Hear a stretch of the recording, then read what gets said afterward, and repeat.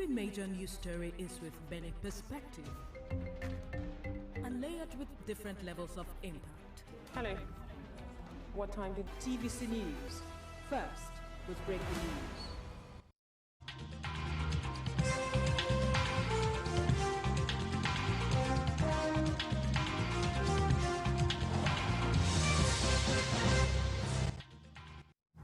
All right, good afternoon. Believe it or not, it's December 25, the first day of the 12 days of Christmas. And we want to say, may the merry bells ring for you, for country, and for family. Okay, I am Citizen Jones. Welcome to the program this Sunday. Today on the program, reps seek introduction of anti-corruption studies into schools' curricula. Minister says no plan to scrap NYSC or make it optional. And later on, federal government apologizes over civilians killed in Zamfara strike. I'm hanging out with Babajide Kolade Otitoju, BKO. I greet you, Jide. Merry Christmas to you. And Merry Christmas to you.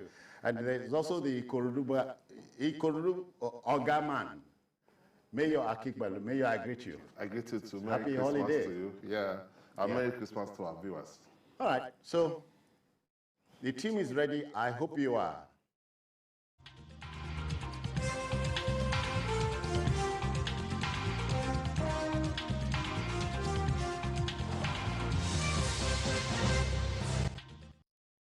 Okay, let's go. You know, if inflation is as violent as a mugger, then insecurity is a crusher. Christmas or Noel is an annual Christian festival, commemorating the birth of Jesus Christ. It's an essential time for the exchange of gifts and homecoming. For millions of countrymen and countrywomen, this annual ritual would be a non-event, no thanks to hyperinflation and insecurity. Prices of essentials like tomato and pepper have gone through the roof.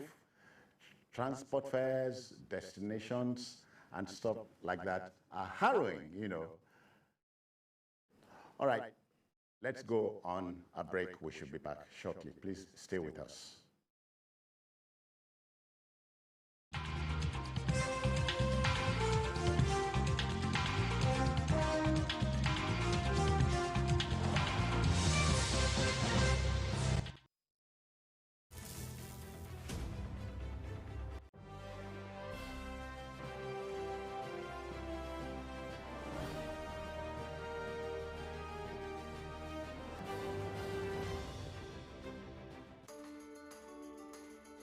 There is always more to a story than the scribbled line. The part of a story that is not told casts a shadow. It's like the part of an object that is not reached by light. On TVC News, I'm able to explore the many angles there are to a story, talking to stakeholders, asking the difficult questions, and digging for facts. I believe the viewers are able to make a better decision if they're well informed and understand not just the part, but the complete story. TVC News, first with breaking news.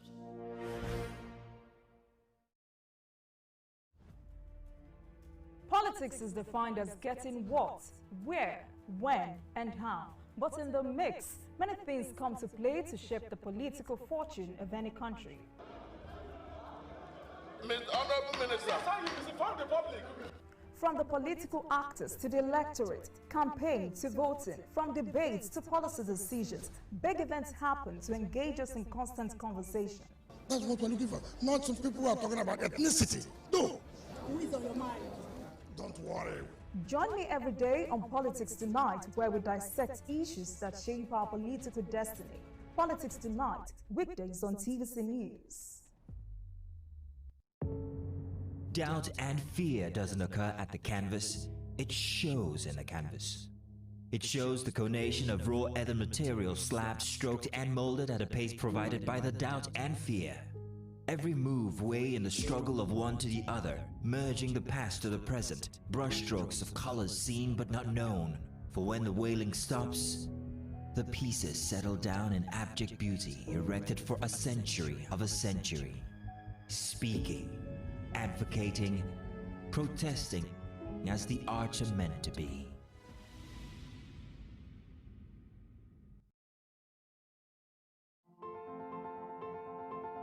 Every 1 hour, 86 migrants enter Lagos State. It is a beehive of activities. Every second counts in this city that never goes to sleep. There is always something to talk about. We go the extra mile to tell the story of Africa's 5th largest economy. We track happenings on land, on waterways, and in the air.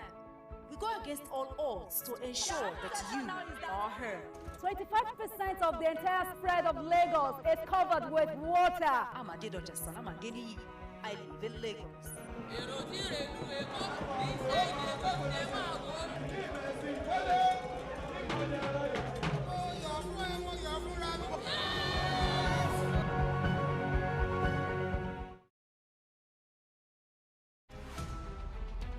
Every major news story is with many perspective and layered with different levels of impact.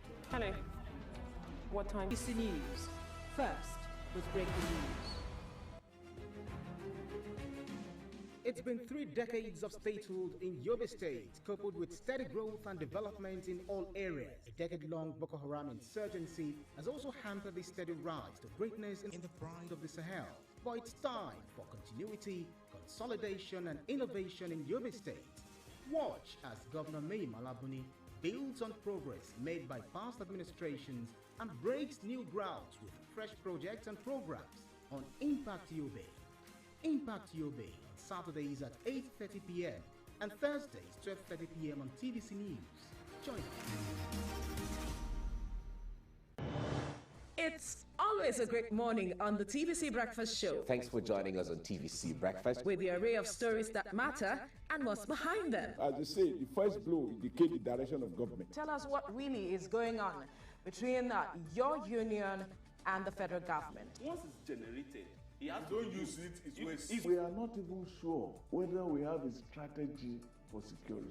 Are you saying that there was nothing wrong in that? Was he the one driving the taxi? Answer the question. Refill your morning with all you need to know. Yes,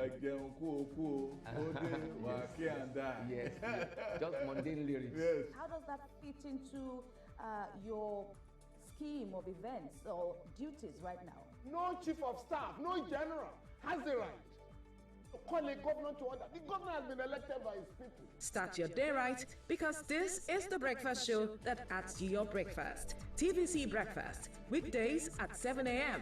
only on TVC News. The TVC News at 7 and the TVC News at 10 are not like any other news broadcast. It's the big news hour, the hour for the big breaking stories. We've got some of the best reporters on the field, taking you through as it happens. It's fast-paced, hard-hitting, with investigations that matter. bringing in news that affects your life. With sport, entertainment, and business news, so you don't miss a thing. Experience resourceful coverage with depth. Every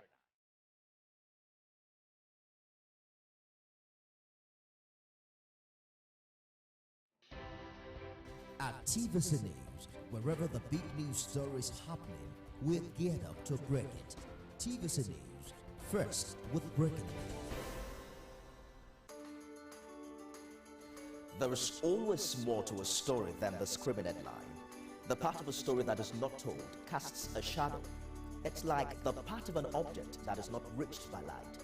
On TVC News, I'm able to explore the many angles there are to a story, talking to stakeholders, asking the difficult questions, and digging for facts.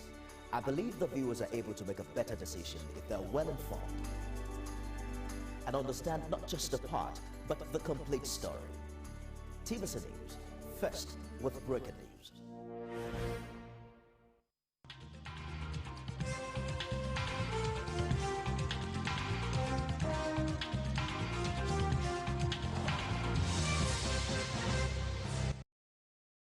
All right, then, one more time, Merry Christmas to you. Let's go straight into the program.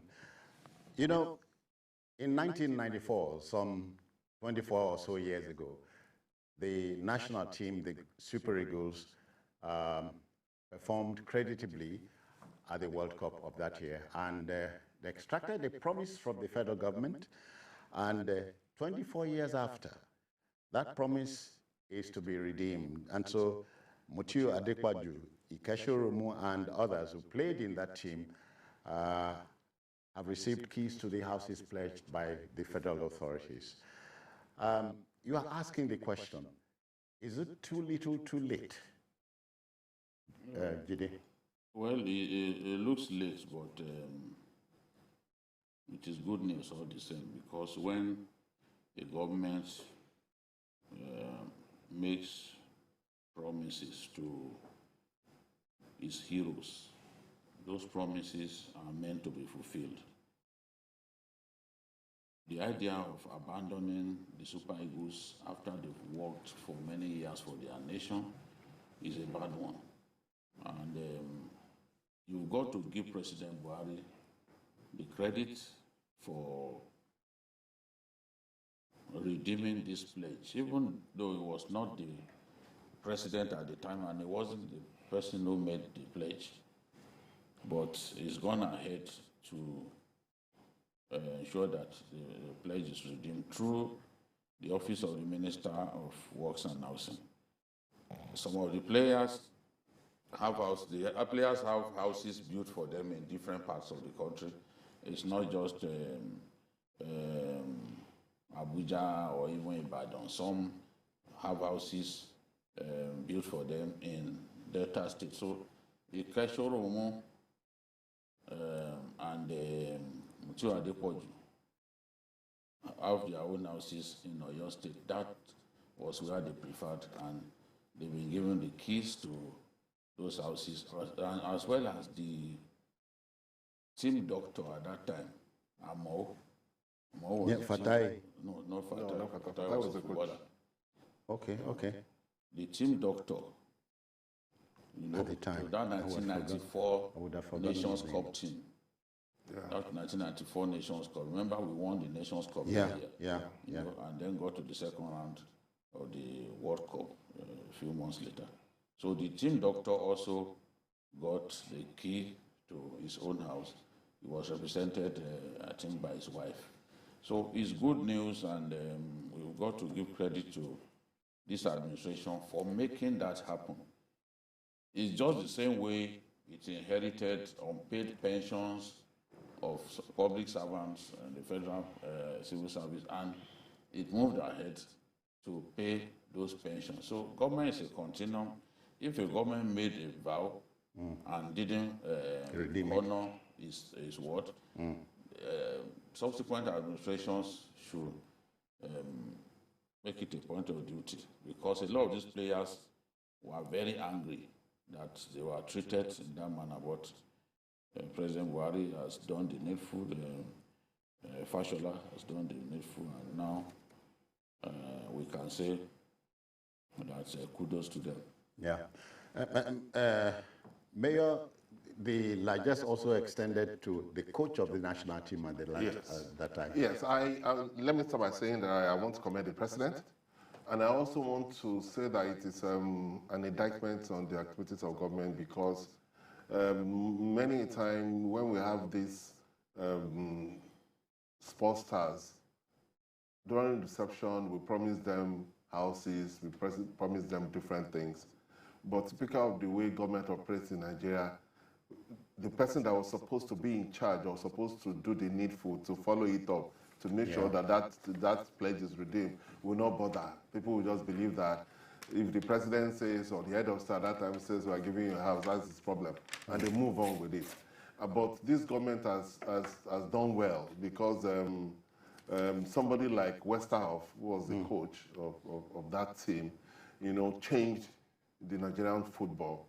And it is heartwarming that, though it's a long time, because he's a very old man now, but at least he has been able to receive the house that was promised to them, because it was promised to them when they won the Cup of Nations.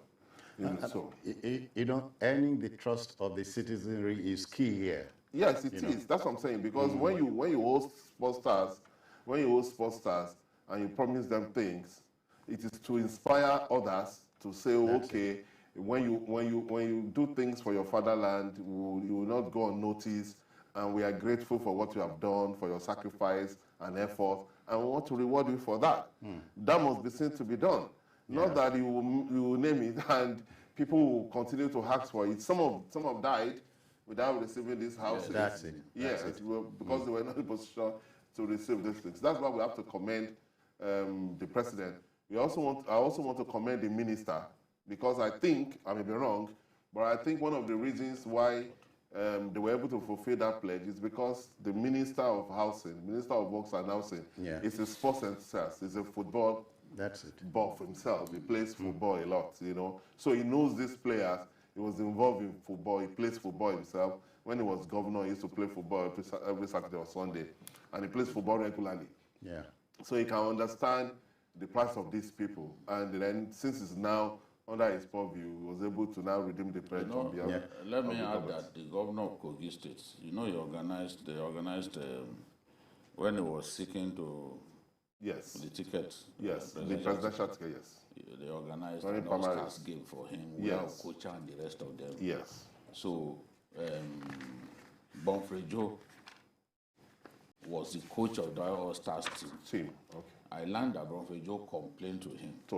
That, look, this promise was made. Look at us. Nothing has been done. Because Bonfrejo was the assistant coach at that time. Oh, yeah. So the governor then approached the president to remind him that, look, this pledge had not been fulfilled. That was what I was told. Yeah. Because even when Bonfrejo came here the other day, he said, Kogi is like my second home. I guess because he's expecting something. Even if he does not live here for the rest of his life, he can still put that house to use. He can do whatever he likes with it. A promise is a promise. An agreement is an agreement. As Wike will say it. But on Friday we broached the subject of government and promise redeeming the promise to national heroes. You remember 1982, the little Italian man, what's his name again, who won the World Cup single-handedly for Italy? Rossi. Rossi was serving a jail term, but the Football Association told Mr. President, I beg, give us that guy. The president said, "We give you on one. I give you on one condition: bring the cup home," and he brought it home. Yes, that's what the thing does. Okay, so we say thank you to federal government. It tells me it is possible. We can do it. All right, quickly we take another subject matter here. Among 25 songs on former President Obama's favorite playlist of 2022 were Last Last by Burna Boy, Calm Down by Rema, and Rush by Ira Star.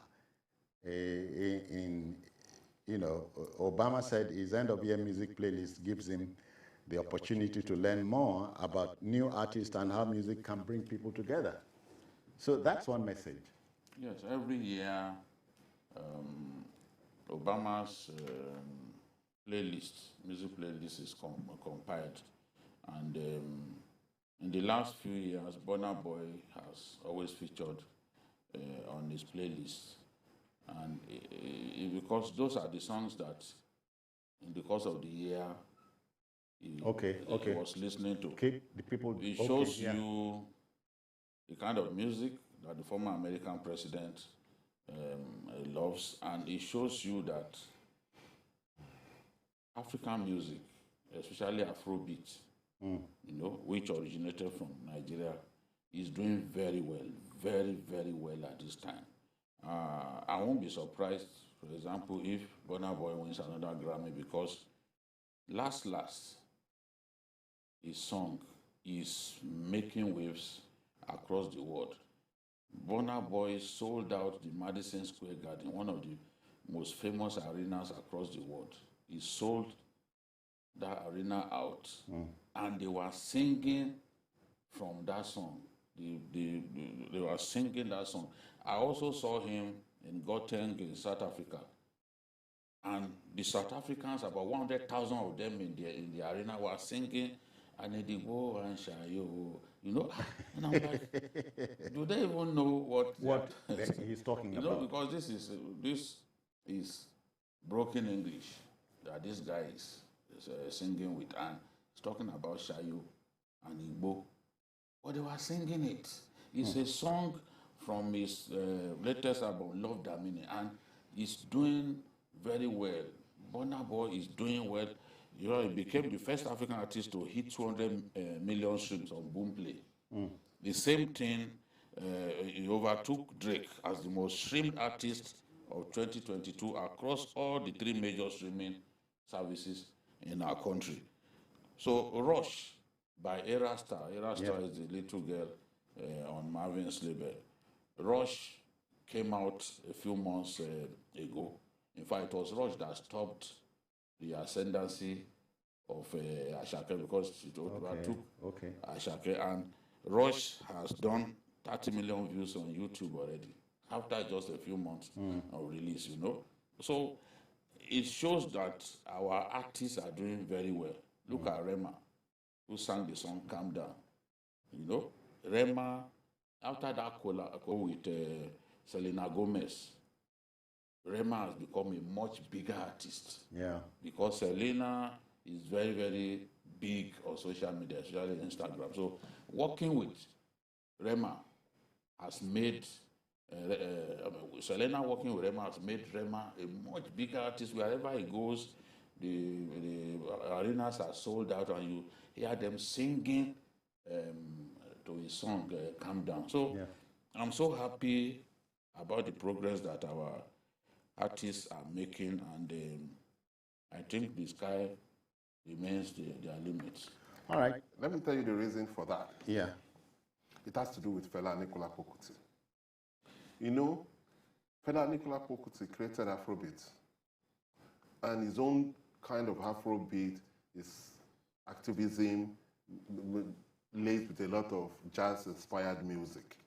What the new generation of artists, especially Burna Boy, has done is to modernize the Afrobeat in a way that it will appeal to younger people. You understand? It took the rhythm of the Afrobeat, it took the style of Afrobeat, but now break it down. It's not a long, winding, percussion-laden call and response of Fela, but now it is now in smaller beats.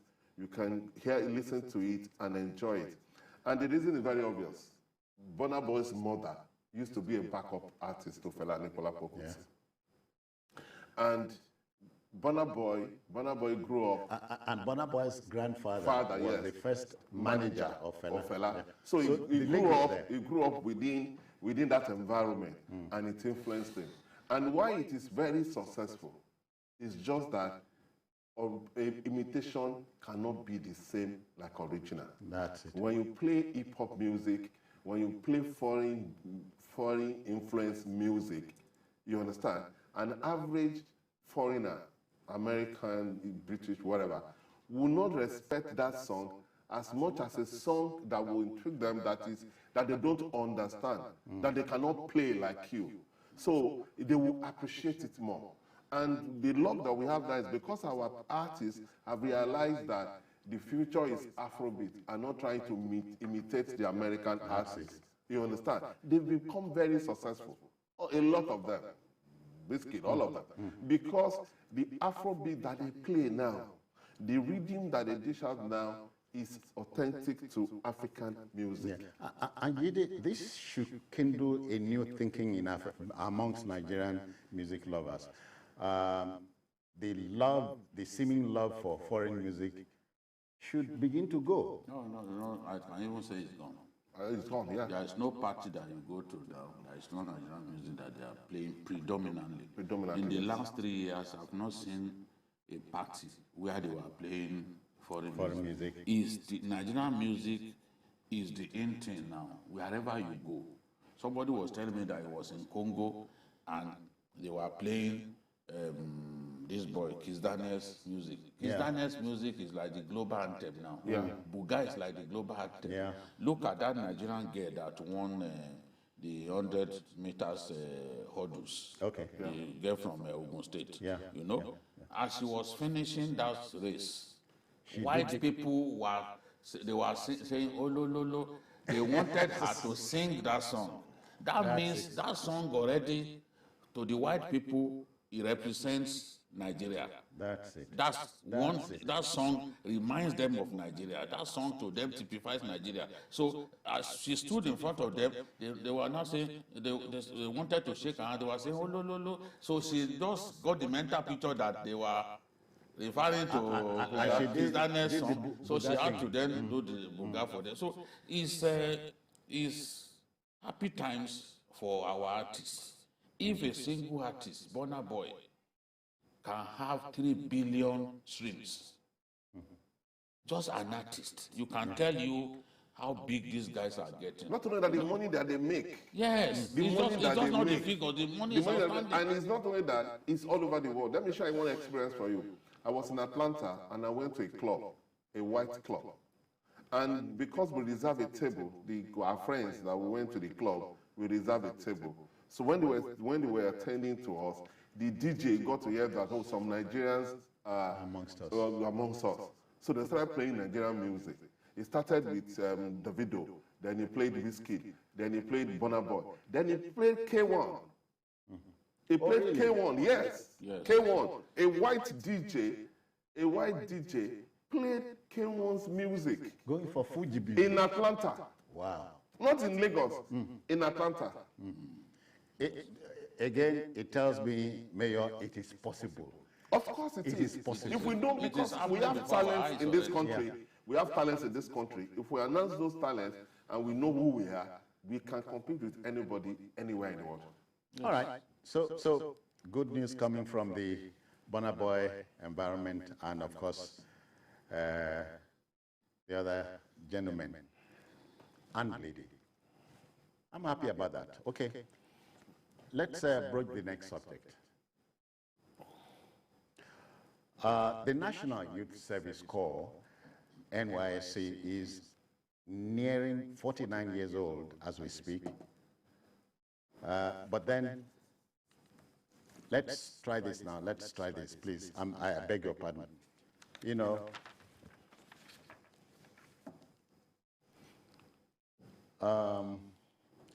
the House of Reps is trying a little something new. It wants the anti-corruption studies to be inculcated into schools' curricula. And sometimes you are wondering if this is not a question of the tail wagging the dog, Mayor. National Assembly says, take anti-corruption studies into schools, start from primary school and so on and so on. I don't agree with them. I think that is rubbish. And I'll tell you why that is rubbish. You don't, because you teach somebody anti-corruption does not mean the person will grow up not to be corrupt. That is not where we should put our effort. Our effort is that we should strengthen agencies that are supposed to fight corruption. And we should make sure that people that are found to be corrupt are made to pay for it and punished. Yeah. You understand? When people know that they can get away with things, they will continue to do those things. You understand? You have to make examples of people who have been found to be corrupt. You understand? If you make examples of people that have been found to be corrupt, then corruption will come down. But it is not by going to schools and saying that, we want to teach you about anti-corruption. That does not mean that they will grow up. They are wasting their time. They should concentrate in areas where it will be effective. And that area is to not only fight corruption, to be seen to be fighting corruption. Because part of the problem that we have is that you will see people that are said to be corrupt, when they are arrested, it takes a long time for them to be brought to justice. And when justice is served, they get little or no, just few years. A slap on the hand. A slap on the hand. And then not only that, when they even go to jail, they get a pardon. They get a pardon, and people try to convince them to say, oh, because of old age and all that. They get a pardon. So people do not see reason why they should not be corrupt. Because if somebody steals 200 billion, and then he uses maybe 1 billion to get a good lawyer, and then you ask him to pay a fine of whatever, or maybe 50 billion, or you collected part of the money, and the man still have about 50 billion or 100 billion to himself, he has done well. So people will see that, and they will not be discouraged to be corrupt. Yeah, Jide, I know that in Japan it is called harakiri. So you don't wait for government to deal with you. You commit harakiri if you are accused of being corrupt. In China, it is a bullet at the back of the head. In Africa, it's different. Yes, but we can't remain like this forever, because corruption does not allow us to fulfill our potential as a nation. The real growth and development will be hampered when resources that are meant to bring development to communities get cornered by a few of us.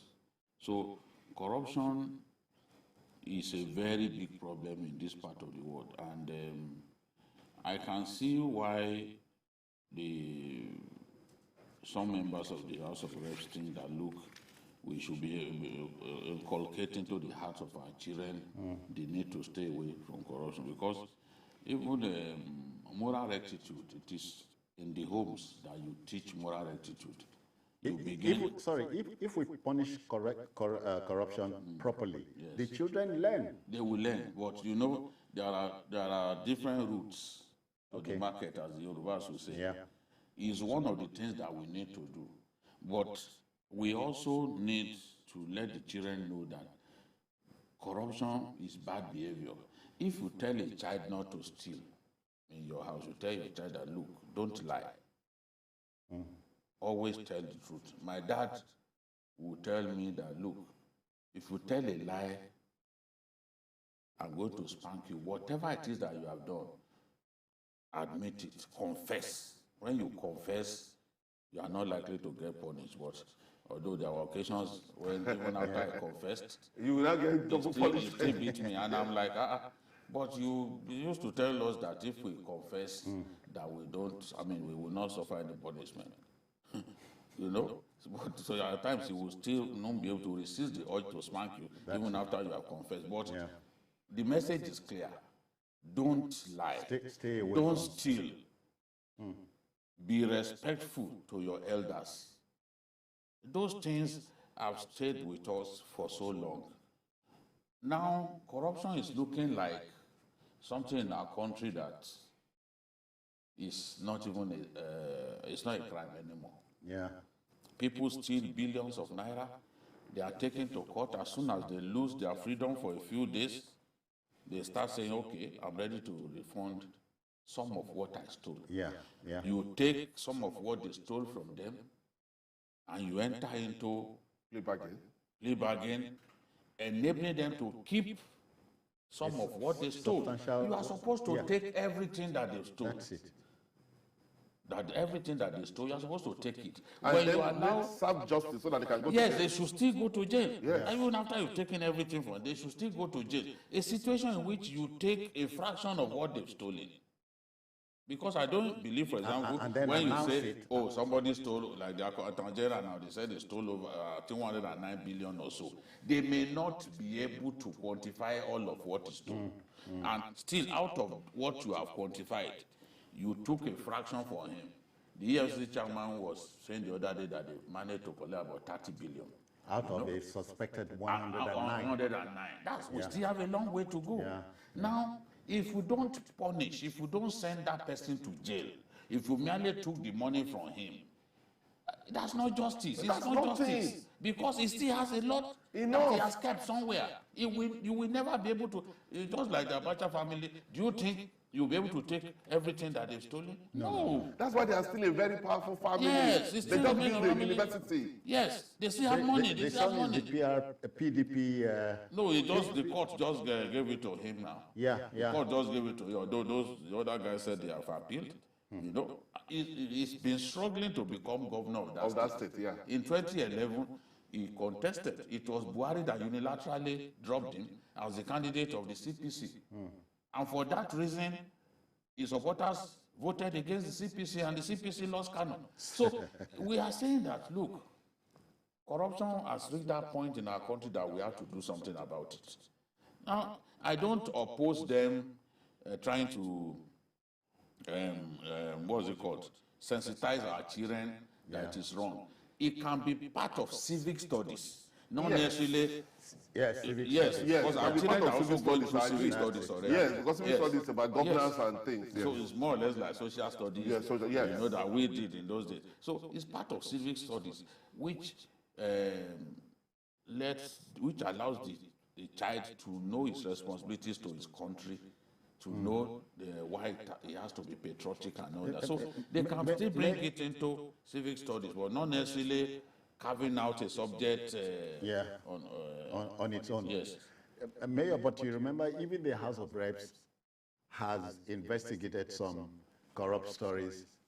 What did that's what I'm saying. What did we get from it? If you remember the fuel subsidy, the fuel subsidy scam, and how it became a major problem. What's the end of it? Have you forgotten off your mic episode? Off your mic episode. That's what I'm saying. Yeah. I've not seen the report of that. The problem of corruption has to do with that the state, the organs of state, do not have what it takes to fight corruption. They pay lip service to fighting corruption. They are not fighting corruption. And you see, the war against corruption is politicized. It's politicized. So the problem is that if I know that I can get away with anything, I will do it. Yeah. That's the problem. If I know that if I do something, I will rule everything. And for example, in China that you mentioned, it's the equivalent of our own NAFDAC. The person that was in charge of the equivalent of NAFDAC approved, collected $50,000, only $50,000 bribe. And unfortunately, they did a syrup for kids that were found to be contaminated. The man was executed for $50,000. That is what one civil servant in Abuja will give to one girlfriend that just comes to come and play. $50,000. The man was executed. He was found guilty of corruption. And so we must do a lot about taming impunity in the country today. Impunity is what promotes corruption. Yes, that is it. Because people know that they will get away with it. Let me tell you something.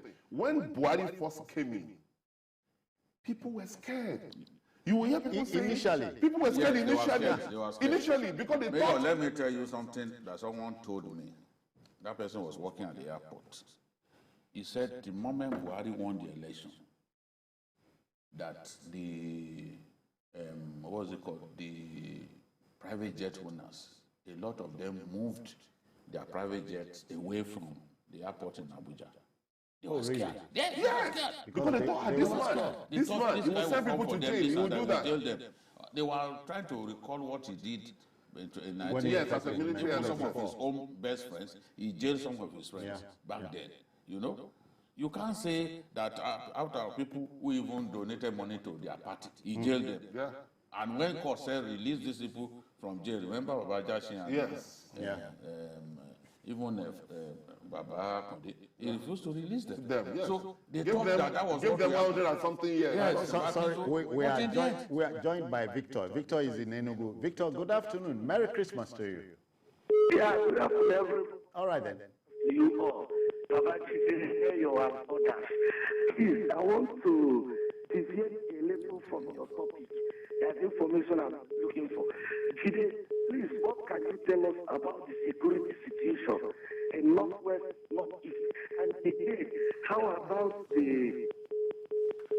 You'll get there, don't preempt us. We'll deal with it. All right, so we are saying softly, House of Reps. The natural thing to do is to listen to the reading. You know, civics as a subject in our schools should be able to handle this, not to decree that anti-corruption fight should become something you inject into the... Please, please. And then they should play most effort. And then they should that come up with laws yes, that punish corruption a lot more. That's it. Oh, okay. Let's move to the other story. You know, Nnamdi Kanu is in the news. Now, for the incarcerated leader of the Independent People of Biafra, IPOB, Nnamdi Kanu, to stay alive is an act of courage. The separationist leader has instituted a fresh suit to compel the unhindered access to his medical doctors. Kanu would also need his doctors to conduct an independent examination to ascertain his state of health. For him, an order of mandamus, that is an order issued by a court at an appropriate time to allow him unhindered access to his medical doctors so they can conduct an independent examination of his deteriorating health condition, is trite. Kanu is not asking for too much today. Yes, I think on October 21, 2021, Justice Binta Murtala Yaku ordered that he be allowed access to 3 persons of his choice, including his medical doctors. That is why Kanu has invoked Section 7 of the Anti-Terrorism Act 2017, which provides that a person arrested, detained, or undergoing custodial investigation shall have the right to demand a physical and psychological examination by an independent and competent doctor of his own choice after interrogation, which shall be conducted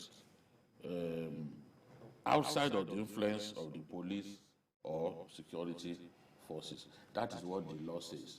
The law under Section 7 of the Anti-Terrorism Act of 2017 permits him to receive medical examination independent of the DSS, which means he should be able to bring his own people to check his state of health and all that. And this is what he is demanding for now. I don't know what the situation has been, but he's saying that he needs his doctors to conduct an independent examination to ascertain his state of health. Mayor, the law is the law. Yes. So if the law grants him the permission to seek advice from his medical doctor, he should be granted that. Absolutely. And apart from the fact that it's the law, as a citizen of Nigeria, is also entitled to his freedom. And no matter what he must have done, yes, the state has the right to put him on trial if he has violated the law. Yeah. But also, he has the right to life. So they cannot deny him the necessary health support from his doctors. Yeah. I think he doesn't even need to seek for an order of mandamus for him to be able to get that. That should have been granted ordinarily. Yes, ordinarily. Because if somebody is in your custody, it behoves on you to make sure that he is alive to be able to face the charges that he has been accused of. Yeah, he must be healthy. Yes, he must be healthy to be able to do that. Don't forget that MK Abiola died in custody. He died in custody. You understand? So your health can go for deteriorate so far that it could cost you your life. And MK died in custody, and that was it. Nothing. So we cannot afford that to happen to Kanu. At this time. Yes, I'm not a fan of Kanu, but he's entitled to have access to his lawyers and his doctors, and the state should do the needful. He doesn't need an order of the court to be able to do that. They should know that he should be entitled to see, he should have access to his doctors and his lawyers. Gide, and we can slip in the issue of political victory for the federal government regarding the case. Political victory. What I mean is, release him if the court says so. Allow the other things to take their places. You understand what I mean?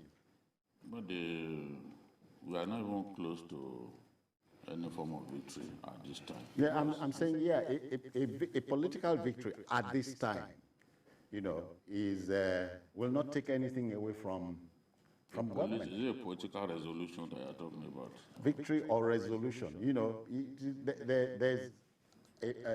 there's an answer to every problem. There is. I've always thought that, look, we can find a political solution to the problem, but some of the hawks in the seat of power believe that there's no need for that, and that the court case should go on. But if we insist that the court case should go on, then you must obey every order of the court. You can't say the court case should go on, and when the court case goes against you, you start looking for other means of keeping the guy in detention in perpetuity. That is what I oppose. I am confident that his release, in the event that we achieve some form of political solution, will put an end to the killings in the Southeast, because those killings were being done in his name. They may not admit it, but we know that these killings were not happening until Kanu's detention. The so-called sit-at-home, over which many people have lost their lives, was not happening until Kanu's detention. So it is possible for a political solution to solve this problem for us. And I've given examples of countries that went for political solution instead of to things like this. Yes. Remember when the Encounter Freedom Party and the ANC were killing one another? They had to look for a political solution in form of power sharing, you know? And the thing came to an instant end. Yeah. I couldn't believe it. Instantly, the thing just came to an end. You know, Buthelezi became a deputy a vice president. You know, everything just came down. So it's possible for a political solution on the basis that Kanu will renounce his keeps to his part of the bargain, armed struggle and then against his country. Yes. If he renounces, if he is willing to renounce the armed struggle that he has instituted against his country, and they can find credible leaders from the East who would agree to say, look, we'll push this thing, we'll drive this agenda. Yeah. But he must also obey what has been agreed. I agree that the political solution will be better, but let's not forget that there was a political solution that allowed him to be given bail. Okay. You understand? He jumped the bail. And gave a reason why he jumped the bail. But he jumped the bail. And the conduct of the army. And resumed the attack. The conduct of the army suggested that he could have been killed, because if you see even the pictures, the destruction that they carried out in his father's house. The army reacted to a particular to incidents that were happening. But what I'm saying is that even after he left the country, if he had left the country and he had stayed, you understand, things would have been negotiated. But he was using the Biafran radio, attacking, instigating violence against the state. So there's no guarantee that if they find another political situation now and he's out, he will not resume. And even even people worse than him come to.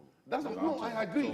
Because yes, it is the round table that we are solving, but we have to also appeal to him to show enough maturity to be able to come to terms with the state. For instance, tomorrow is Boxing Day. It is also a holiday. Yeah. A Monday is no go throughout Southeast. Yeah. As a result of. It shouldn't be like that.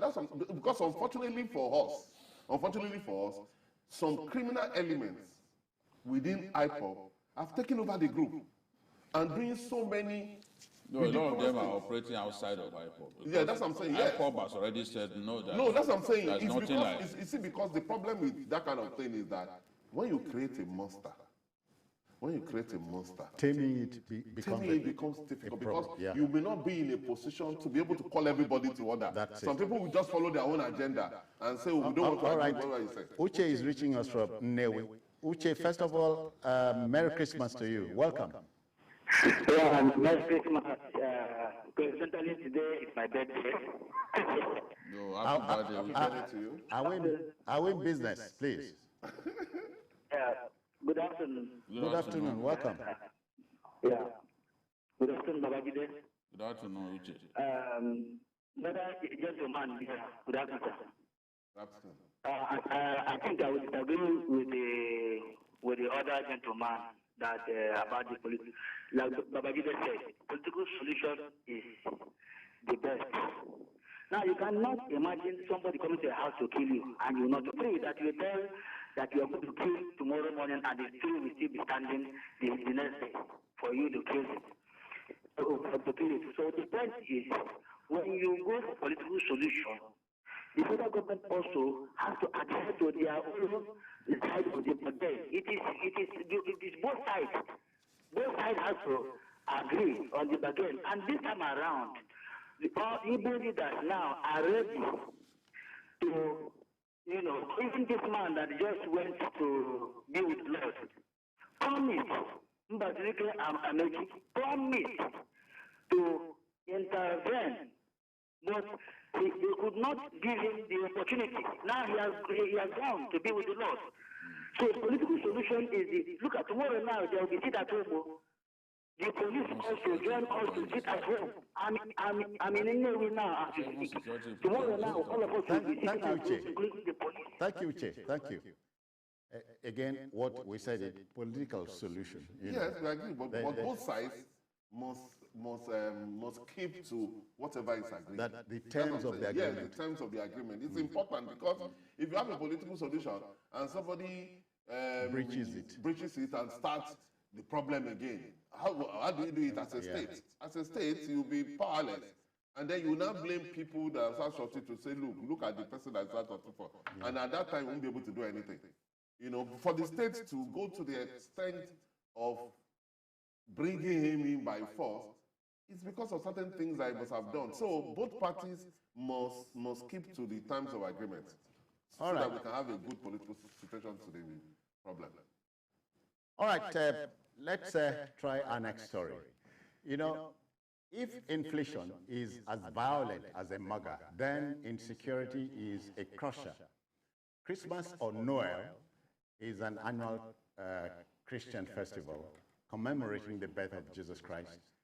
It's an essential time for the exchange of gifts and homecoming. Okay, for millions of countrymen and countrywomen, this annual festival or ritual would be a non-event, no thanks to hyperinflation and insecurity. Prices of essentials like tomato and pepper have gone through the roof. Transport fares to destinations are harrowing. An impoverished population, harassed by bandits and terrorists, is like the real Armageddon. Is the message of Christmas lost? Yes. Because Christmas is about love. Christmas is about giving. Christmas is about brotherhood. Christmas is about faith. But what we have now is not close to any of these things that I've mentioned. Because the economic situation is really bad. When you discuss with the people, with a lot of people, the inflation is crazy. And then growing up in these states, I'm from these states, growing up in Lagos, Christmas is don't used to be like this. Yeah. In fact, when you look at weeks to Christmas, you will know that there is Christmas. Yeah. You will see, it will be in the air. There will be joy, there will be excitement, there will be celebration everywhere. As boys troubadouring, yes, going with but across. Now, Christmas just came upon us without us even knowing that it was Christmas. That's it. You understand? Without Christmas, because... And the situation is not helped by the fuel scarcity. Yes. Transport fares... To show how times have changed, how can we be looking for fuel on a Christmas day? There are a lot of people that don't even have fuel to go. Even when they want to buy at the 250 naira that they are selling now in some stations, they can't even get it to buy. When you look at the food, people cannot get food to buy. Before, giving is a normal thing during Christmas. That's one of the times that people extend things and you get a lot of gifts. I remember that before in this country, Christmas period like this, I will get so much presents, TVs, ampas, rice, so many that I will be giving out to people. When last did you get a hamper? That's what I'm saying.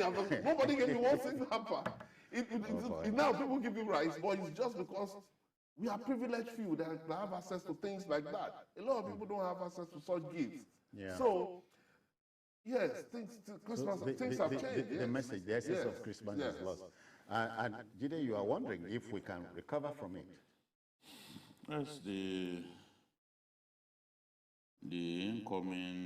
next government has a lot of work to do. A lot of work. The economy is such a bad state. There's a lot of work to do there. Insecurity is inflicting so much pain on our people. There's a lot of work to do in that area. People have farms, they can't access their farms. This is the main reason that farm produce is so expensive. Because people can access a lot of the farms. Yeah. So food insecurity is very much here. How do we address this problem of rising food prices? Maybe we may have to go to what we used to do in those days, price control.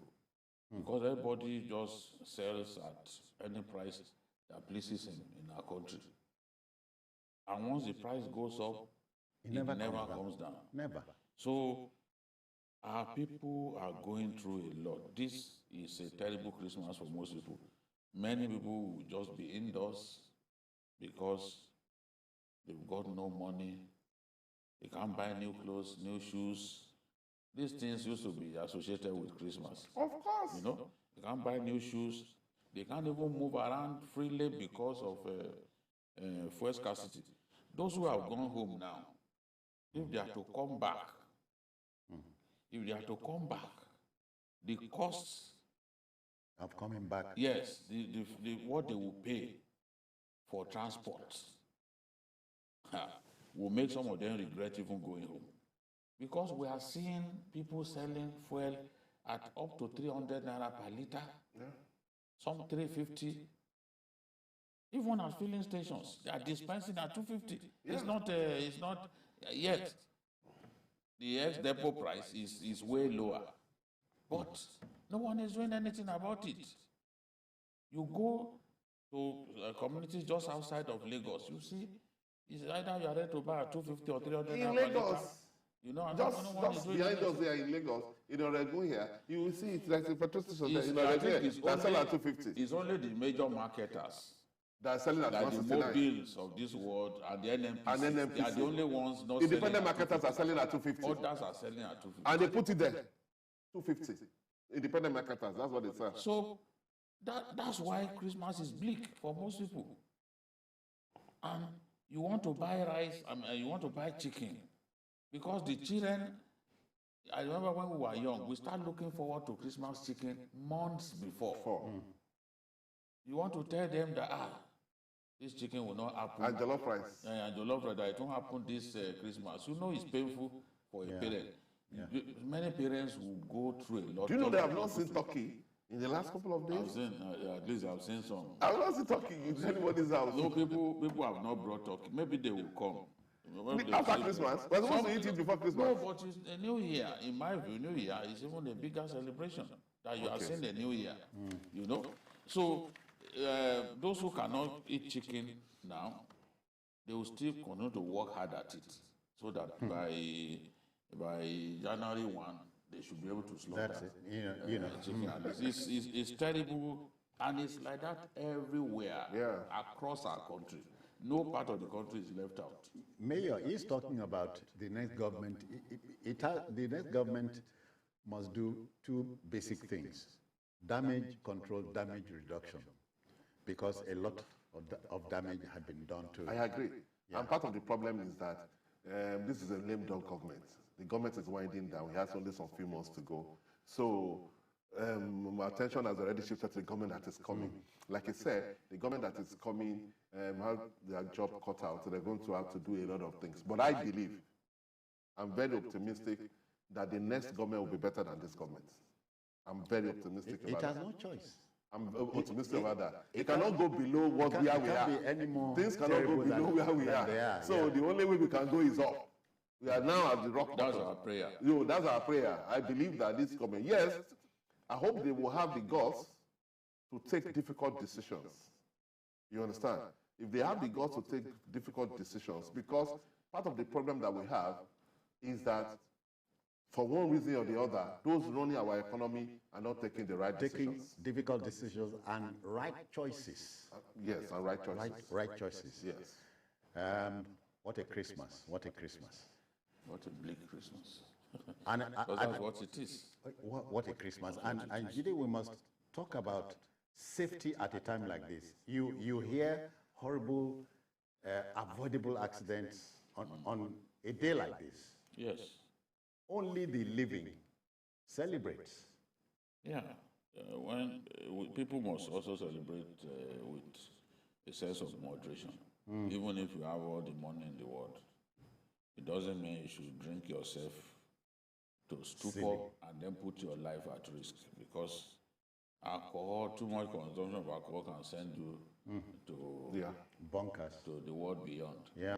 Not just get you drunk, it can take your life. Yeah. So people have to be careful. Those of them who have money to celebrate, do it with moderation.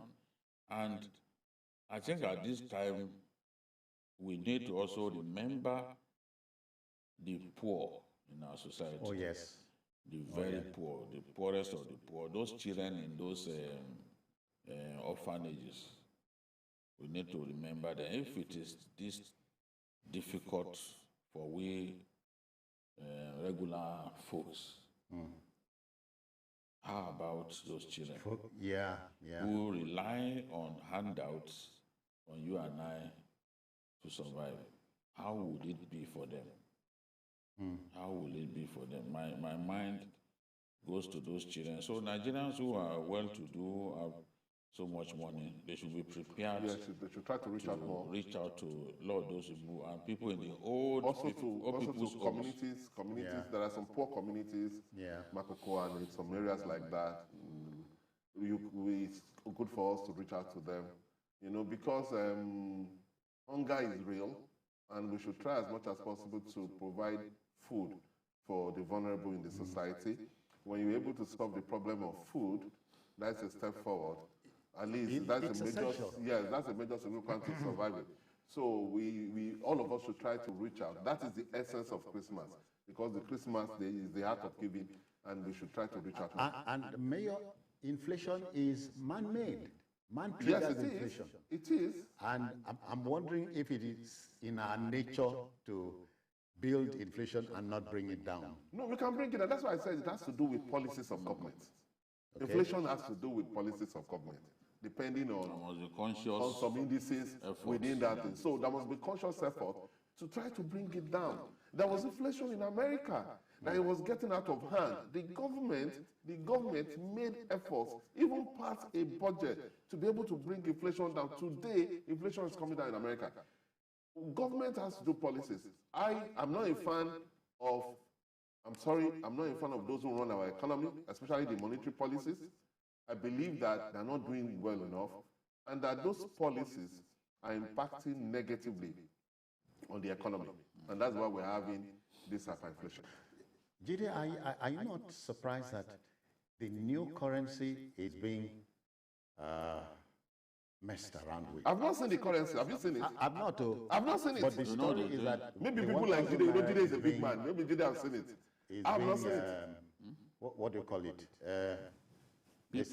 People People who have seen it, people who had it and tried to pay for goods and services with it have been resisted by Nigerians who are not prepared to take the money from them. Because it's scarce. It's scarce. You told people to return the Naira notes in their hands. They did. Ones. Now they go to bank and they can't have They still collect the old one. The banks are still dispensing old notes. The ATM machines, the ATMs are still dispensing old notes. So what are we talking about? Are you surprised at what the deputy governor of the CBN said? I'm not surprised. I'm not surprised. These days, only a few things surprise me in our country. I'm not surprised. But you cannot tell people to bring old notes that they are not ready. They are not prepared. They are not prepared for what the policies that they initiated themselves. They are not ready. I mean, you are saying that January 31, that the old notes won't be legal tender. Yeah. If by January 31, the old notes won't be legal tender anymore. By now, our country will be awash with the new notes. Many people, big-time traders, have not set their eyes on the new notes. So if you now go to them and say you want to buy something, and you present the new note, you will ask you which note is this one? They will think it's fake. Yes, they will because think they've it's not fake. seen it before. I've not seen it, and I've been to the bank severally. In fact, I have to talk to them in the bank to say that you guys claim that. They didn't give them enough. That's what I'm saying. Where are the new notes? They don't have it. They didn't give them enough. When people like us can't see the new notes, imagine an average Nigerian, where will you see the new notes? They are even saying that some banks will say, okay, you can't take more than 2,500. What is that? Come on. I mean, it's just not enough. What they printed is just not enough. And I don't know, maybe some people have hijacked it. Only God knows. Because this thing is not going on. And you are telling people to bring the central bank themselves claim they printed 500 million. What is 500 million? To a population of nearly 200 you claim that you have over 2 trillion. Yes. That you want to bring back into the banking system. Yeah. You understand? And then you printed 500 million. I can't understand. Even that 500 million is not enough for some millionaires in Abuja. Yes, now. Or billionaires. For one person. But Mayor, are we missing a national orientation at this point? Of course, yes. Because there this was is when you need to go to town. There was a time. Yes. It's because, that's what I'm saying, that different organs of government have depreciated in a way that they are not as effective as they used to be. National Orientation Agency used to be a very effective agency. Yeah. When Ghana was in charge of it. Okay, are you talking of MAMSA or NOA? No, okay. Sorry, either of them was doing that. But what I'm saying is that at the time, the agencies were effective, yes.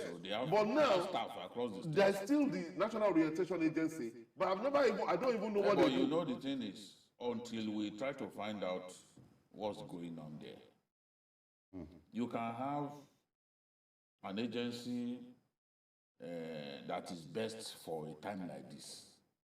But if it is not properly funded, it can't carry out its activities. So we don't know the level of funding. Yes, I agree. Even the ministry itself, the Ministry of Information.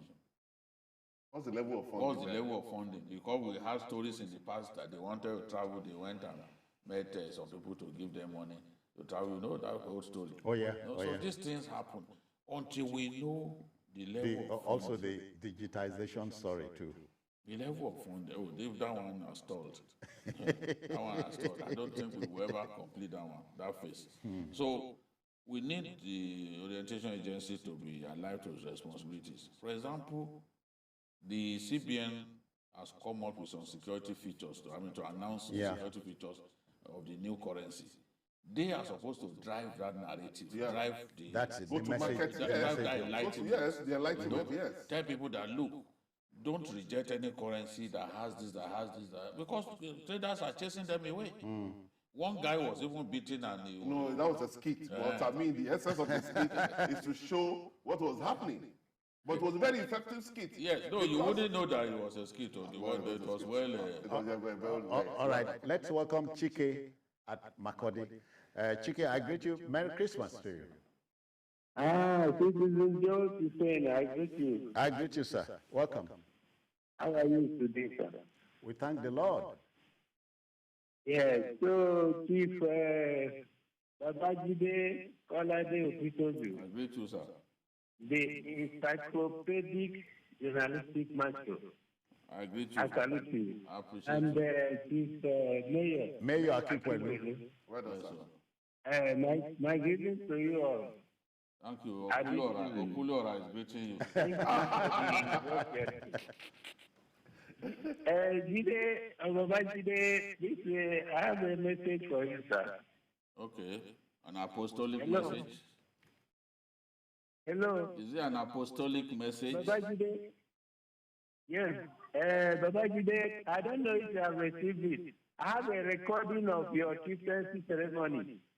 So I'll need your WhatsApp number to forward it to you. Chike, please, you called us because you wanted to contribute. Let's go straight, and then after the program, yes. No, it's to communicate. Okay, the producer will get across to you. All right. Thank you, Chike. The producer will get across to you. So, if the coins are legal tender, we should also know.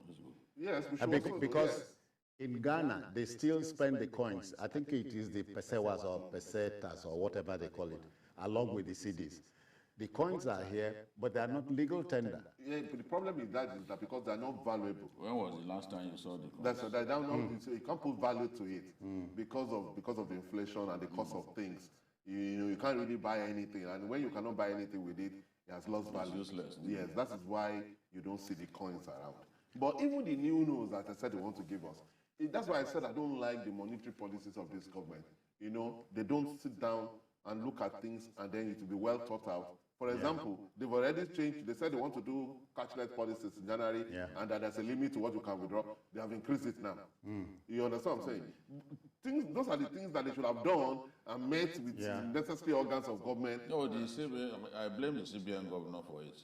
A president who wants to give you the latitude to do your work. As a CBN governor, you have the autonomy and all that. But you also need to check with other stakeholders before you take big steps. The other day, like the issue of the money that the new currency, the finance minister was not aware. Yeah. You see, no one is saying that she should dictate to you. No. But those steps, even the World Bank has said that this currency change will hurt the poor. Yeah.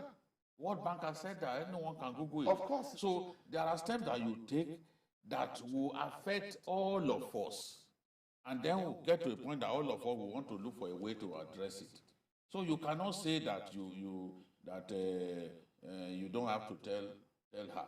Now look at this last one now that they come up with. Everyone can see that, especially in the rural areas, it can't work. It can't work. Because for it to work, everybody must have a bank account.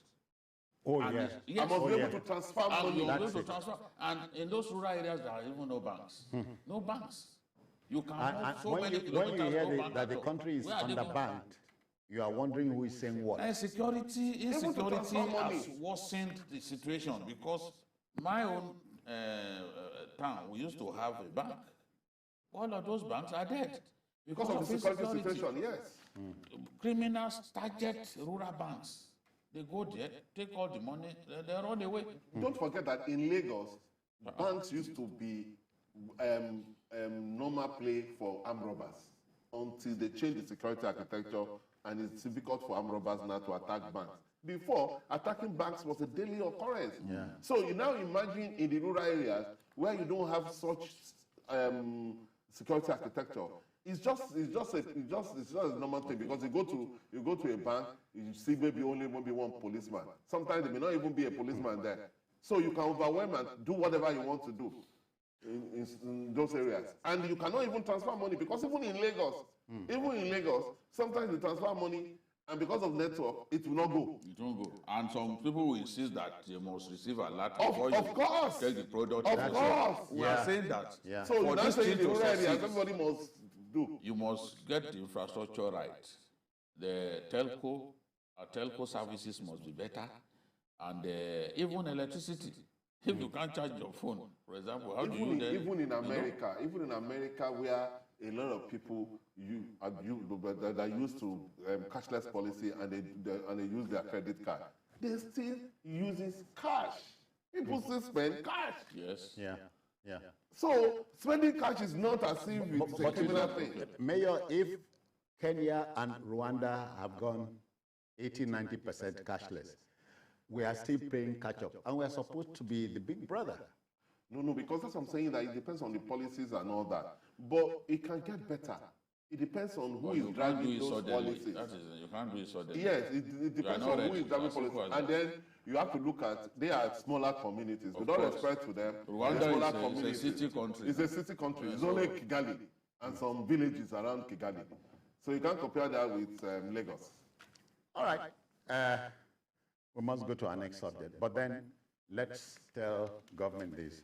The people, government exists for the benefit of the people and not the other way around. Okay, here it is. The National Youth Service Corps, NYSC, is a near 49-year-old program set up by the then military government in 1973 to involve Nigerian graduates in nation building and development of the country. The debate about it, its relevance nearly 50 years after, is not a winnable one, or is it? Minister of Sports and Youth Development, Dare Sunday, has dismissed suggestions that the scheme would be scrapped or made optional. The minister was responding to questions from journalists after presenting his ministry's scorecard at the National Press Center, Abuja. That was on Tuesday. Now, the minister opined that the rationale which informed the establishment of the NYSC by the General Gowon government in 1973 subsists and cannot be done away with. Is the debate a healthy one, Jide? I don't see any need for this kind of debate, honestly. I don't. The problem with our people is that when something happens, we start thinking in the negative. Corps members get killed during sectarian violence in a state. The next thing people are calling for it to be scrapped. But people can be killed in sectarian violence, in even automobile accident and all that. These things happen. The truth is, if you were to scrap the NYSC, for example, a lot of the states will struggle to find the manpower to fill some very critical staffing needs. For example, in Lagos, the Ministry of Health in Lagos, I doubt if the Ministry of Health in Lagos can get by without those numerous corps members who are serving as doctors here. The state needs them, the state requests for them, because they know they help them to fill a lot of those gaps. And gaps, yeah. Teaching in the rural areas, for example, a lot of these corps members, when they post them to rural areas to teach, it affords the states the opportunity of accessing manpower. Someone was telling me about the corps member in my own in my town. Those corps members, they even look for accommodations. They give them accommodations. They try their best to make them comfortable because they help a lot, especially with the teaching of students. There is manpower shortage across board that these guys are feeling in the various states, even in federal parastatals. You know, if the other day when this debate, this needless debate happened, the Lagos State government official said, look, if we say, okay, these guys should go, the health sector in the state will suffer because there are so many of them who are helping to fill out. What we can do is to make the scheme more and more relevant making attuned to present-day realities, and one of it they are already doing. You know, with the training that they give them, for some of them to become interior decorators and all that, so that these white-collar jobs that are now available, they can find some skills that they can then use to make money for themselves. Yes, I've seen these 3D designs that look like floor tiles. Okay, yeah. What I saw some core members do in Ogun State, you know, because they are young, they are bright, they are creative. You just need to teach them maybe for a few days and leave the rest to them. You see what these people will come up with. And we've seen even testimonies of core members who on their own are now employers of labor. Some of them just needed these little funds, startup capital, to start their own poultry, to start their own company where they do fruit juices and all that.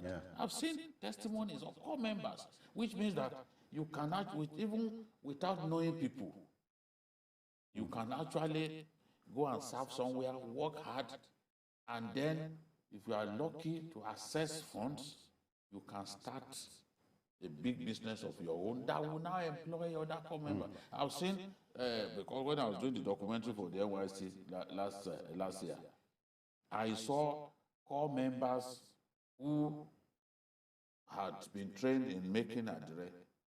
Adire is a big thing now, to the point that even these Chinese are now doing adire on their own, although theirs will never be as good as ours. We have to find a way to stop them. Even exporting it to Nigeria. When I heard they had gone into Gary production, I was weak. Yeah, they do not see the big. You didn't see the machine that they are using to do Gary. You know, the Chinese are now, they are even worse capitalists than the people who invented capitalism. You know, they are just looking for where they can make money. So the point that I'm making is that a core member starts his own adire factory, and he's now an employer of labor. He came to the camp to tell them this was how I was trained in this same camp. Now I'm back to tell you that it is possible. It is. If you are focused, you too can become who I have become. So finally, even serving one's country is a global thing. We've seen footballers made to stop playing for some time because they needed to go and serve their South Korea. Ivan Ishevich, the tennis player, he had to go around Ivan Ishevich.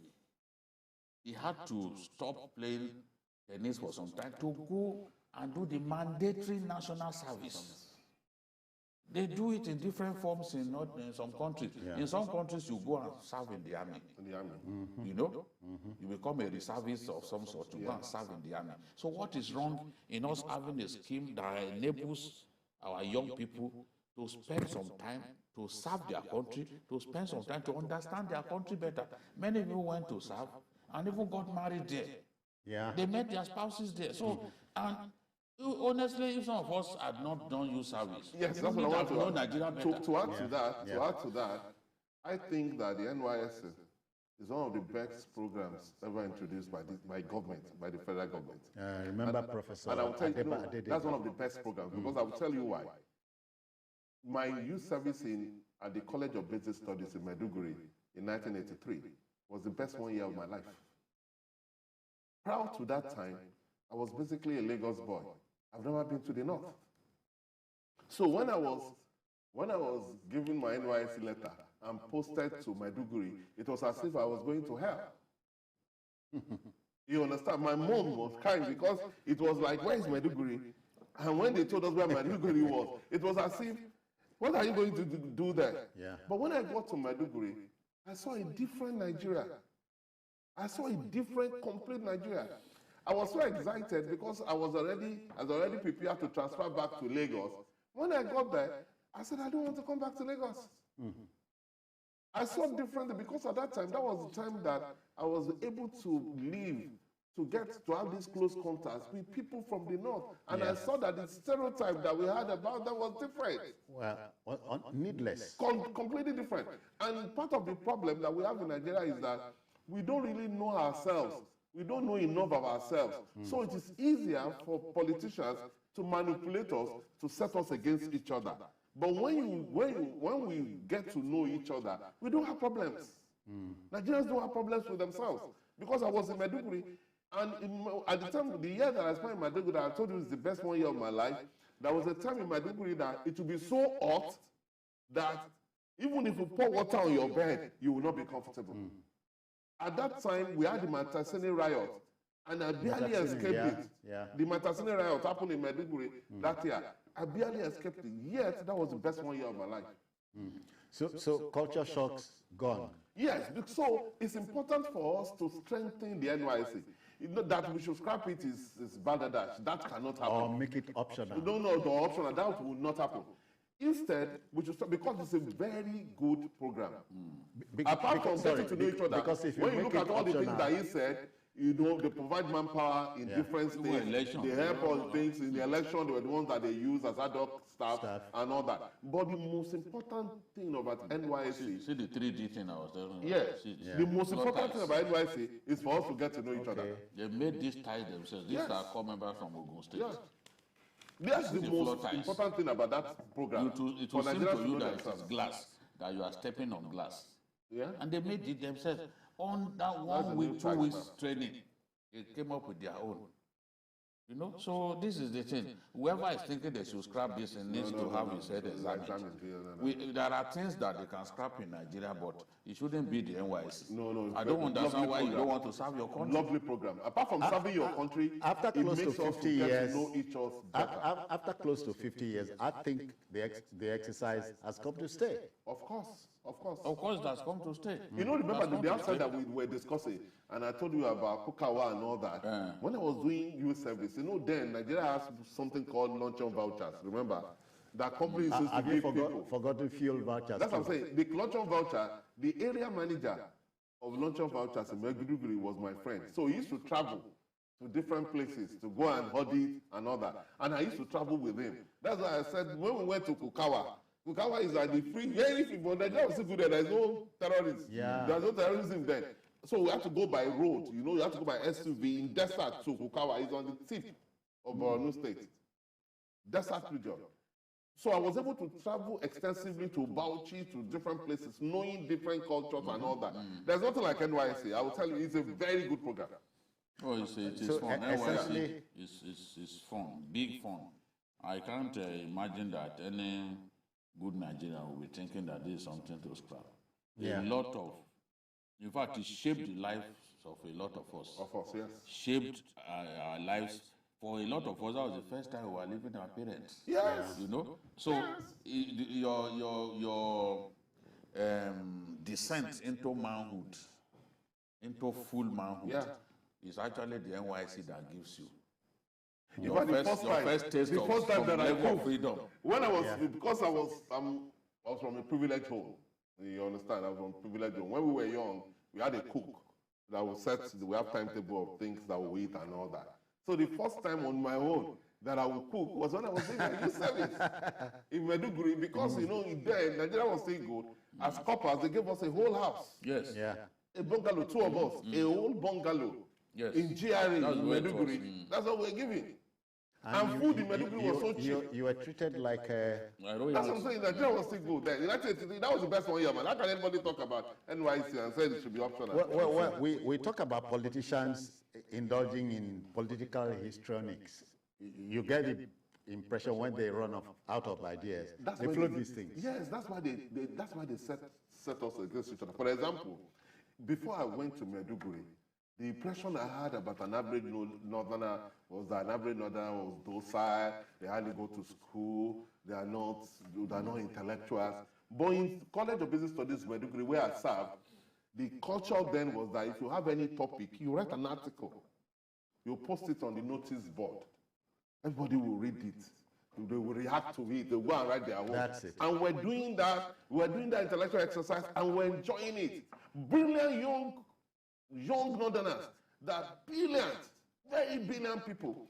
And we then, so some of us that came from Lagos, they used to call me Lagos boy.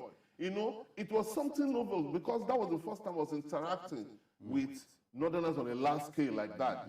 And you know, and it killed a lot of stereotypes that I've had, or that have been fed. Oh, that they are not brilliant. You understand?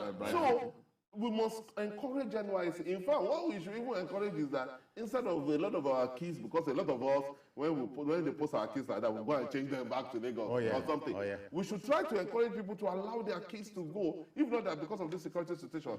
People should go to the far north and explore other places. Jide, but they should increase the allowance. No, that has to happen. That has to happen. But they've done that. Even now they have to they need to do more. You need to do more. Yes, they need to do more. I agree. Things are tough. Because you notice that when you have a child as a copper, you have to still to give the person allowance because what they give them is not enough. All right. Sometimes it's not doing our best that matters. It's doing what is necessary. Yeah. So I agree with the minister. This is not a time to even contemplate. So the debate should be rested. Yes, I agree. All right. Not admitting a mistake is a bigger mistake. You know, after all, the hardest thing here is finding words to say you are sorry. The federal government has apologized over the death of some 64 people reportedly killed in an airstrike by the Nigerian military aircraft of the Matunji community, that's in the Maru local government area of Zamfara state. The dead included armed militants and civilian residents of the community. Now, the airstrike was precipitated by bandits who invaded the town, and the resultant scampering of fleeing armed bandits into the Mutunji community, though the community of Malele, Ruwantofa, and Van Awake were spared the bandit attacks. Now, the collateral damage from the aircraft attacks could not be avoided.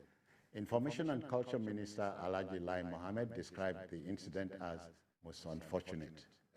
Yes, it's very unfortunate, but I also want to commiserate with people who lost their lives.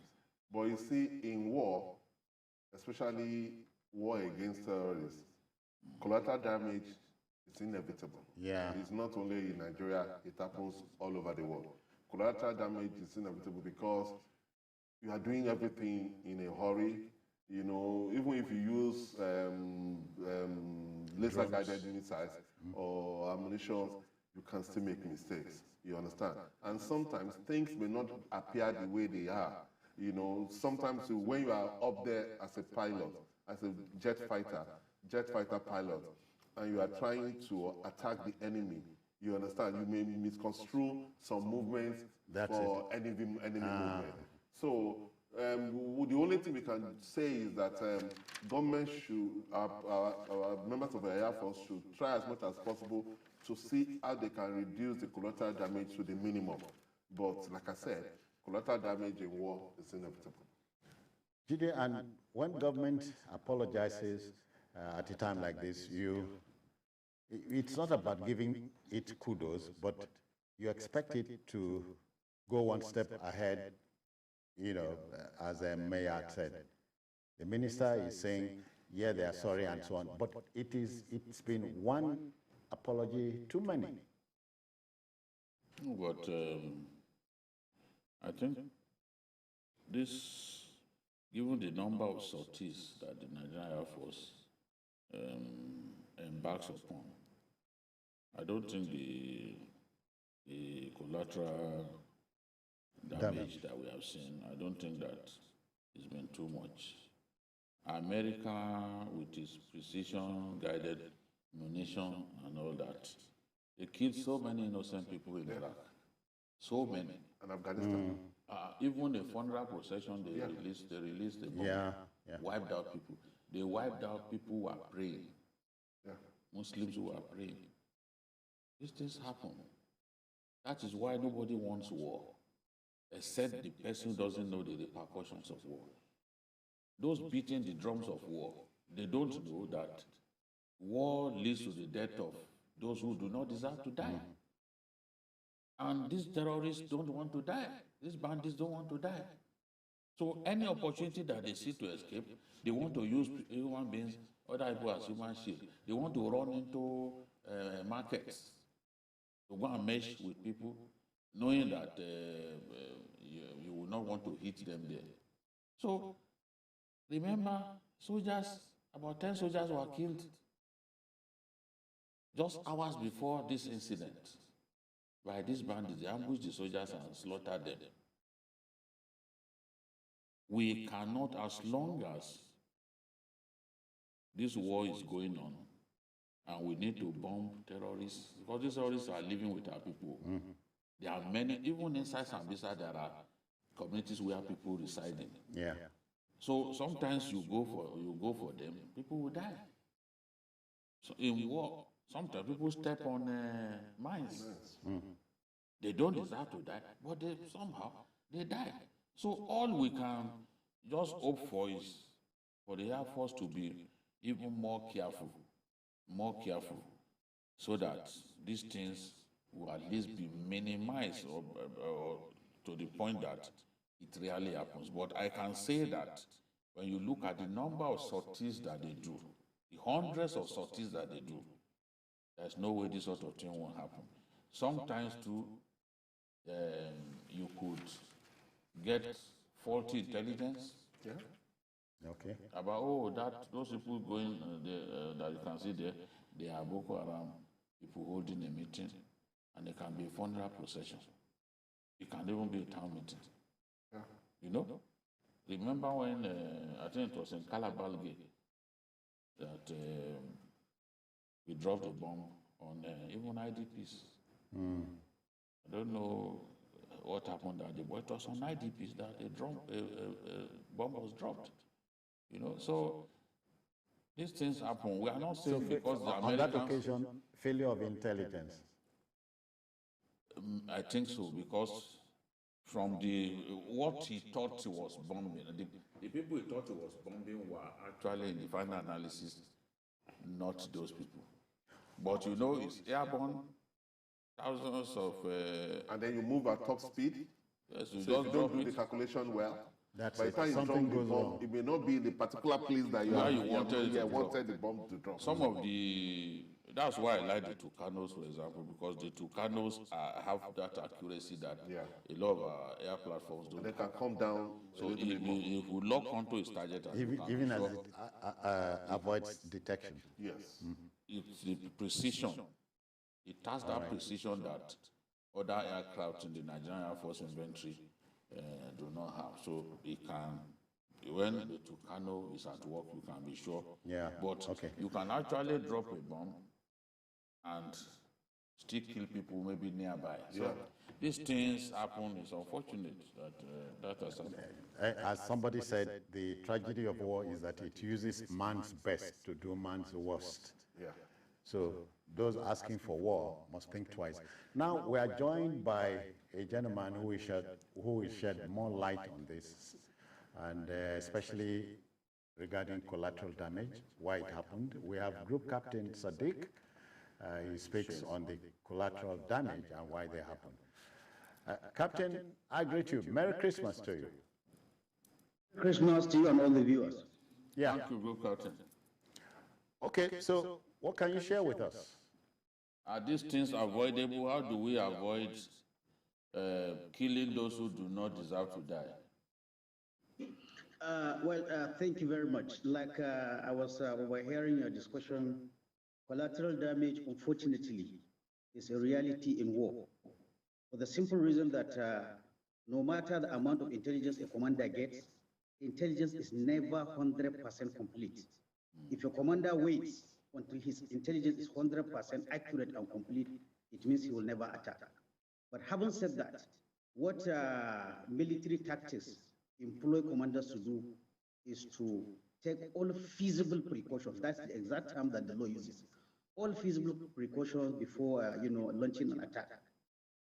Getting as much information as of the target area, sometimes even suspending the timing of the target to a time where you think you are not getting collateral damage. In any case, the commander or any military force is not supposed to accept that collateral damage must occur. All feasible precautions will be taken.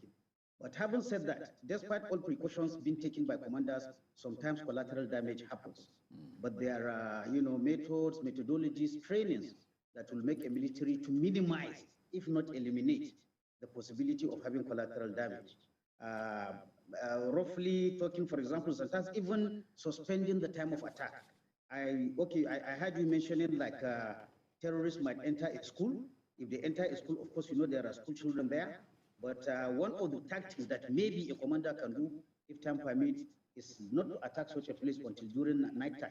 Nighttime is logical. Nighttime, you know, the presence of children, the likelihood of children being present there will be lost. If it is near a market also, you could take the same thing. But again, like I said, all feasible precautions must be taken, but not only in Nigeria, elsewhere. Despite feasible precautions, you will see sometimes collateral damage happens. But there are always ways, methods, trainings, and technical instruments that can be used to reduce the likelihood of collateral damage. Yeah, Captain, let's reconcile intelligence gathering to the discussion.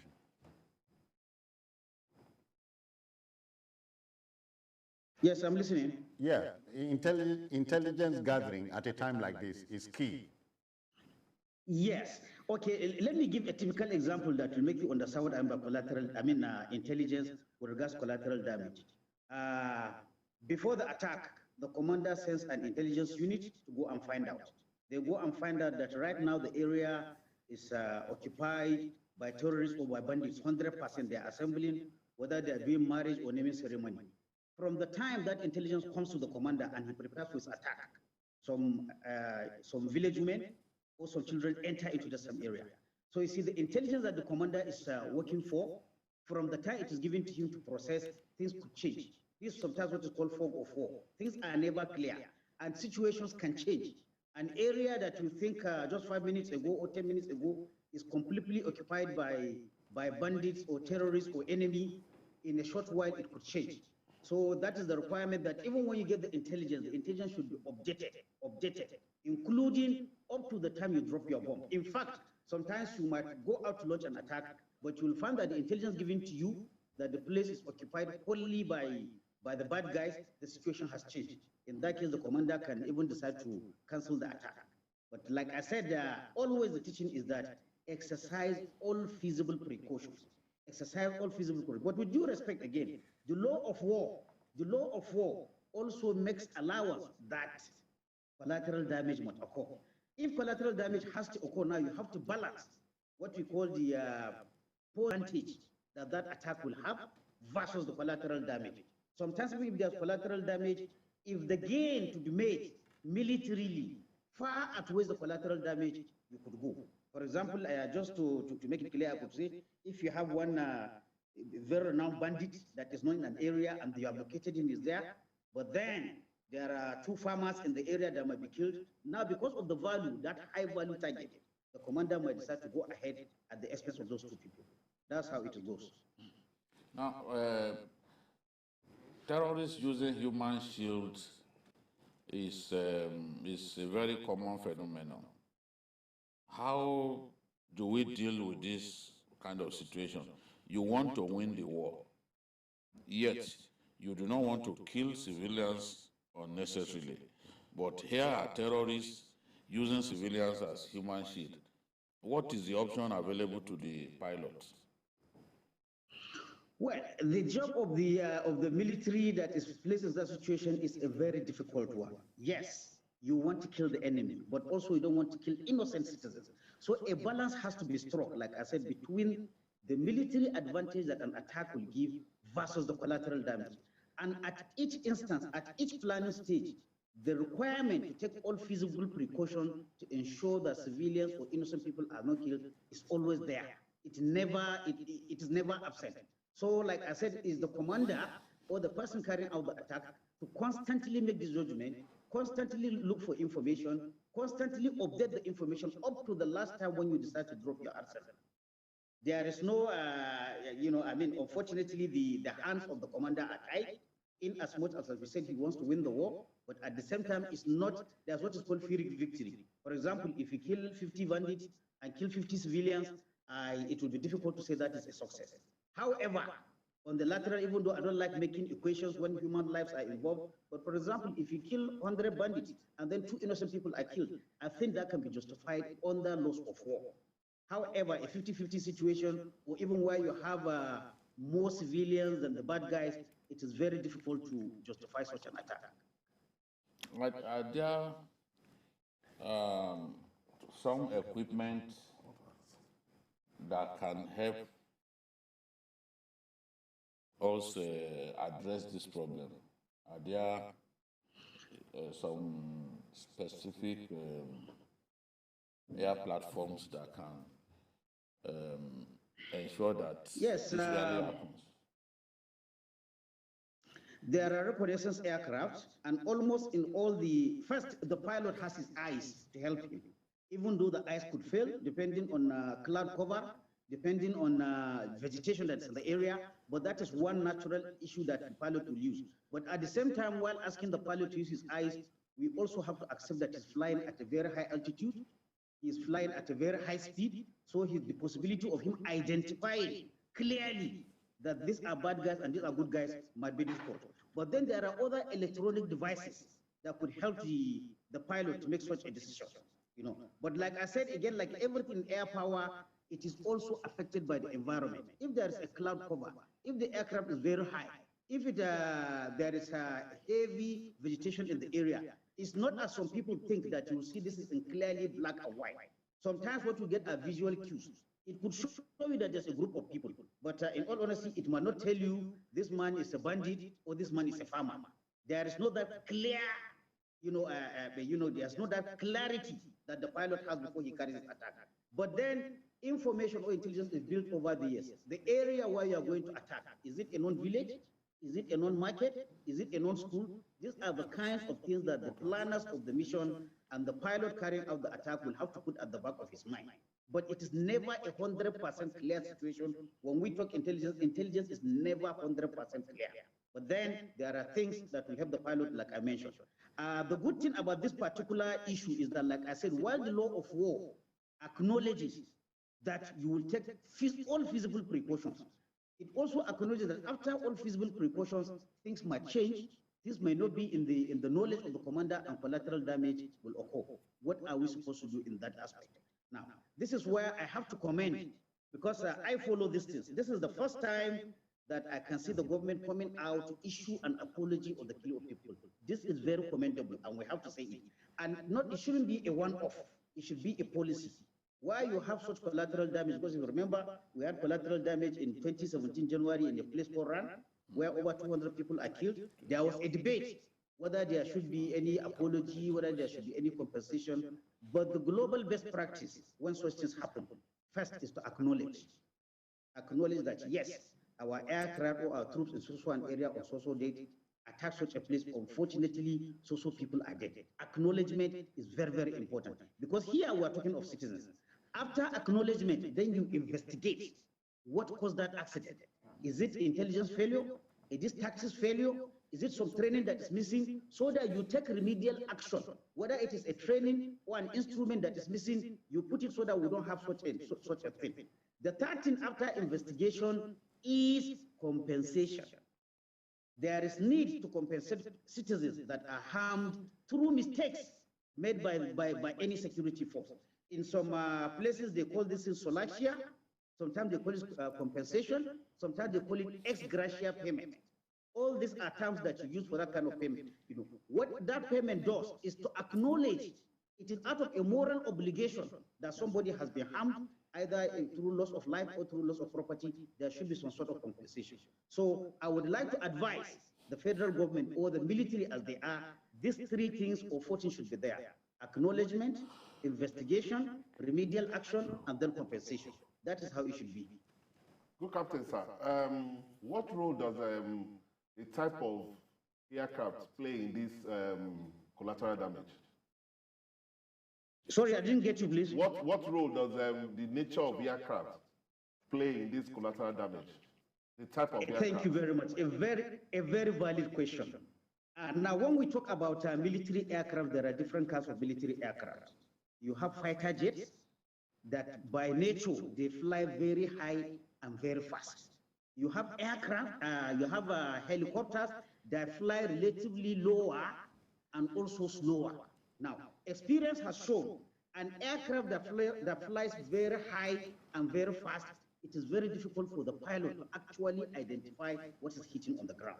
So for less collateral damage, one would expect a helicopter is more prone, is less prone to cause collateral damage, because a helicopter pilot, the pilot flies a bit lower, the pilot flies at a lower speed, so he has time to make eye contact with the ground, what is hitting. So again, you are making a very valid point. A fast-flying, high-flying aircraft has more probability of causing collateral damage than a lower-flying aircraft. And then again, we have UAVs. So it's a matter of speed, it's a matter of altitude. The higher the altitude, the higher the speed, the more likelihood that the pilot will not be able to accurately identify what is on the ground. He could see a group of people, but are these people carrying weapons? Are these people farmers? Are they women? He may not be able to have that at the height that he's going. Whereas helicopter, that's why for most of these internal security operations that are in population-centric areas, sometimes it's better. There is less likelihood when you are using a helicopter, and there is more likelihood for collateral damage when you are using a fast, high-flying jet. That is the issue there. All right, Captain, we want to thank you for your time and pray that you enjoy the rest of your holiday. Thank you. And that's Thank you very much. All right, that's retired Group Captain Sadiq Shehu, bearing his mind on the collateral damage discussion. Well, this is where we want to thank you for everything. The show is coming to an end, but not before thanking Babajide Kolade Otitaju for his time. Our chief.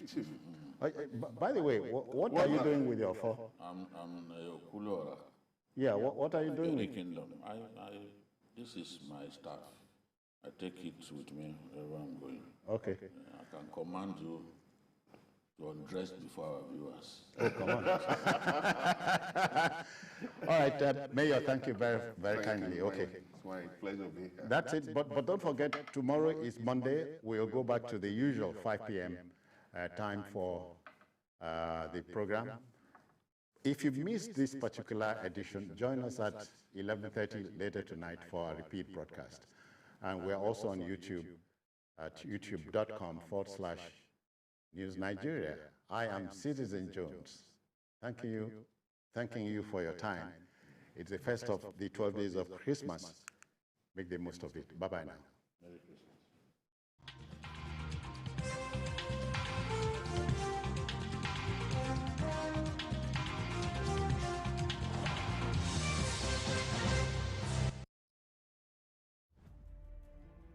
Politics is defined as getting what, where, when, and how. But in the mix, many things come to play to shape the political fortune of any country.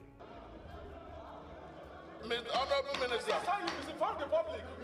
From the political actors to the electorate, campaign to voting, from debates to policy decisions, big events happen to engage us in constant conversation. That's what we're looking for. Not some people who are talking about ethnicity. No. Who is on your mind? Don't worry. Join me every day on Politics Tonight, where we dissect issues that shape our political destiny. Politics Tonight, weekdays on TVC News. Doubt and fear doesn't occur at the canvas, it shows in the canvas. It shows the conation of raw earthen material slabbed, stroked and molded at a pace provided by the doubt and fear. Every move way in the struggle of one to the other, merging the past to the present, brushstrokes of colors seen but not known. For when the wailing stops, the pieces settle down in abject beauty erected for a century of a century. Speaking, advocating, protesting as the arts are meant to be.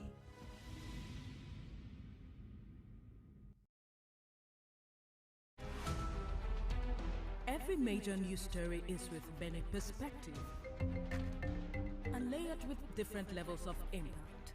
Hello. What news? First, with breaking news from the BBC. In the month of December, on the 1st, it is World AIDS Day. On the 3rd, attention shifts to persons living with disabilities. And December 9th is dedicated to International Anti-Corruption Day. 10th is Human Rights Day, while the 11th is the second anniversary of the abduction of over 300 students in Kankara, Katsina State. On the 12th of December, the World Health Organization dedicates the day as Universal Health Coverage Day. On the 17th of December, the abducted Kankara boys were freed 6 days after. 18th of December is set aside as International Migrants Day. It is the last month of the year. Brace yourself for an interesting December. Stay with TVC News. At TVC News, wherever the big news story is happening, we're geared up to break it. TVC News, first with breaking it.